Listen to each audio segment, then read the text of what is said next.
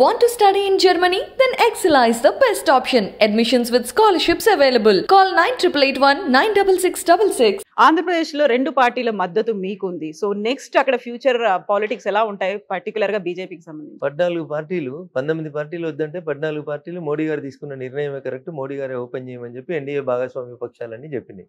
ఎన్డీఏలో భాగస్వామిగా అయినటువంటి ఇతర పార్టీలు కూడా, మీరు ఇందాక చెప్పినటువంటి వైఎస్ఆర్సీపీ, టీడీపీ లాంటి పార్టీలు కూడా నరేంద్ర మోడీ గారు చేస్తున్నటువంటి ఈ కార్యక్రమాన్ని స్వాగతిస్తున్నామన్నారు. 19 పార్టీలు అటు ఉన్నట్టు మీ లెక్కన 16 పార్టీలు ఇటు ఉన్నట్టు. ఇంకా దాన్ని పెద్ద చర్చ చేయాల్సింది ఏముంది? ఎంపీల సంఖ్య కావాలంటే లోక్సభలో ఈ 16 పార్టీలు కలిస్తే ఎన్ని అవుతాయి, ఆ 19 కలిస్తే ఎన్ని అవుతాయి లెక్కేసుకోండి. మెజారిటీ ఈజ్ లా డెమోక్రసీలో. అందుకని మేము చేస్తుంది ప్రజాస్వామ్యబద్ధంగానే చేస్తూ ఉన్నాం. 100% ప్రజాస్వామ్యం మేరకే చేస్తాం. తెలంగాణకి సంబంధించి బీఆర్ఎస్ ఇప్పటికీ నిర్ణయం తీసుకోలేదు. అటెండ్ అవుతుంది అనుకుంటున్నారా మీరు? సార్ వారి విఘ్నత. ఇప్పుడు నేను ఒకటే చెప్తా కవిత గారు, ఈ దేశంలో ఉన్నటువంటి రిప్రజెంటేషన్ ఉన్న అన్ని పొలిటికల్ పార్టీస్ని భారత పార్లమెంటరీ ప్రజాస్వామ్య సాంప్రదాయ విలువలకు అనుగుణంగా భారత ప్రభుత్వం తరఫు నుంచి ఇన్విటేషన్స్ పంపిస్తాం.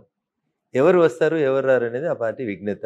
మీరు చేసేటువంటి పని అక్కడ ప్రజాస్వామ్యంలో ప్రజల మదిలో ఒక గుర్తుగానైతే ఉండిపోతుంది అనేది మీరు గుర్తుపెట్టుకోవాలి. వస్తారు రారు, మిమ్మల్ని రమ్మని బలవంతం చేసే అధికారం నాకు లేదు. పిలవడం ప్రజాస్వామ్యబద్ధంగా ఎన్నికైనటువంటి ప్రభుత్వ ధర్మం. దాన్ని నరేంద్ర మోడీ గారి ప్రభుత్వం పాటిస్తుంది.